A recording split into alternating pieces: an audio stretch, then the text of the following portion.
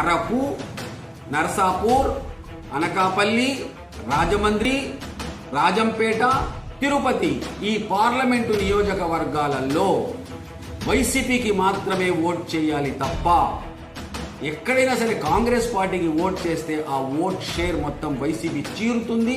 ఆ చీలికలో నుంచి బీజేపీ ప్రయోజనం పొందుతుంది.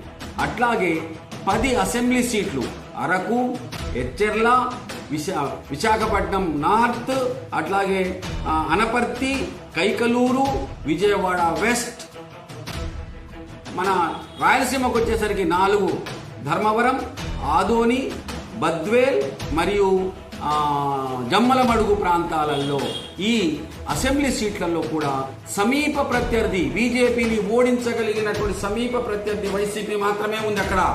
అక్కడ వేరే ఎవరూ లేరు. ఏ మేరకు అక్కడ కాంగ్రెస్ పార్టీకి ఓట్ చేసి వైసీపీ యొక్క ఓట్లు చీలిస్తే అది అల్టిమేట్ ప్రయోజనం కేవలం బీజేపీకి మాత్రమే ఉంటుంది. కాబట్టి ఎక్కడెక్కడైతే బీజేపీ పార్లమెంట్ 6 స్థానాలలో నేరుగా తన పార్టీ సింబల్ తోటి పోటీ చేస్తుందో, ఎక్కడైతే అసెంబ్లీలో 10 అసెంబ్లీ స్థానాలలో పార్టీ సింబల్ తోటి పోటీ చేస్తుందో అక్కడ దాన్ని ఓడించగలిగిన సమీప ప్రత్యర్థి వైసీపీ మాత్రమే.